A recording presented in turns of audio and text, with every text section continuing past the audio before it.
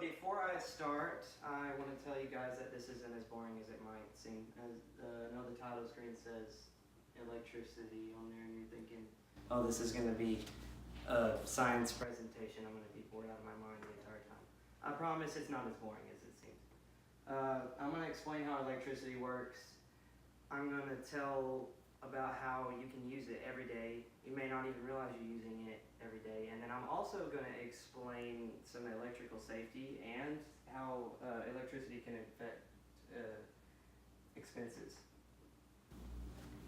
So first I'll talk about magnetism, atoms, and how they relate to electricity. So atoms. Now atoms make up all matter, including electricity.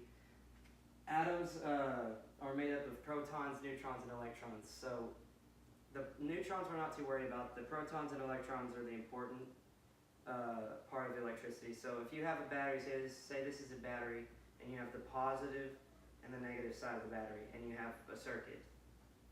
What's going to happen is the electrons are going this way.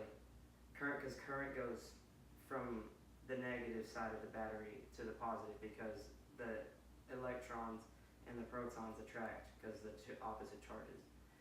And the voltage is the positive charge, which is pushing the electrons around, and it's creating current because the electrons now have motivation to go forward because of the voltage.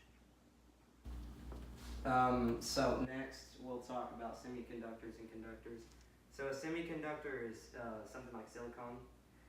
Silicon, it's halfway good at conducting electricity. It's kind of in between an insulator and a conductor.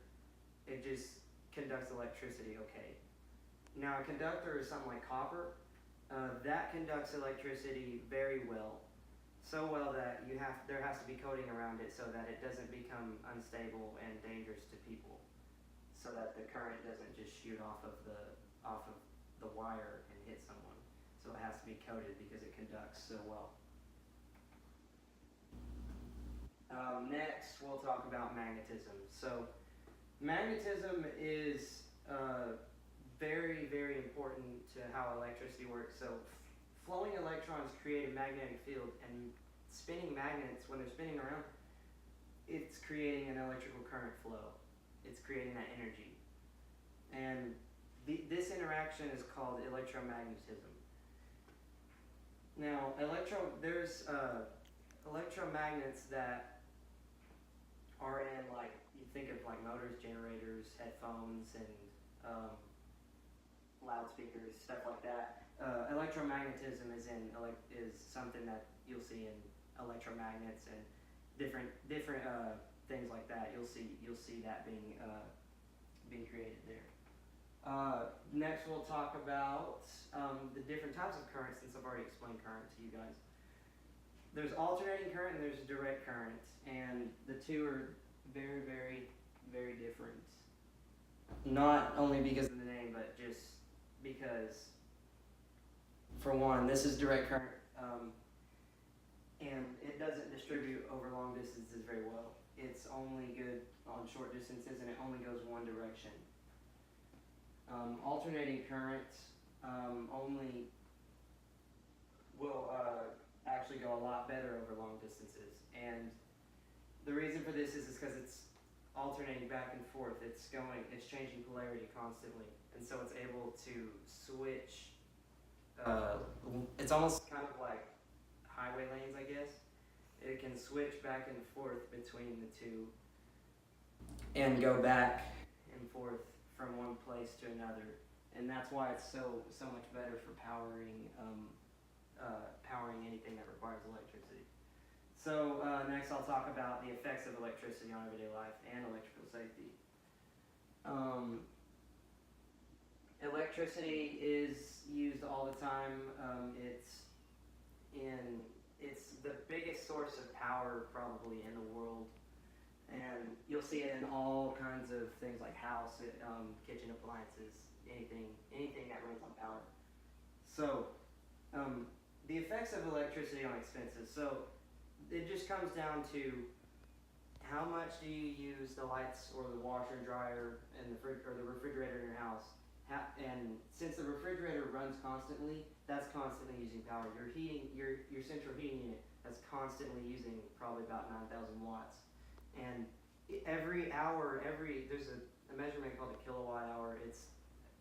Kilo means 1,000 is pretty much what that means. So 1,000 watts per hour.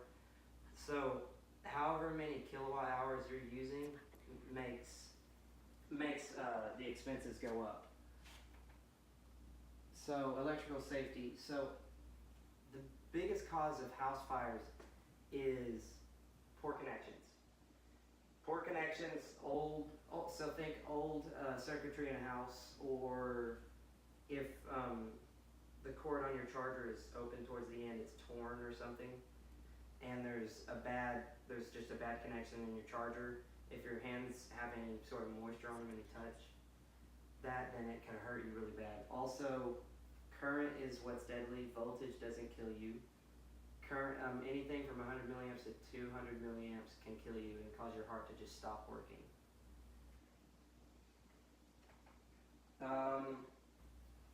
I really hope you guys got something out of this today. I really hope that you can use this in the future and be a little safer when you're messing with a fuse box, or if you're messing with anything that's like dangerous at all that requires power or electricity.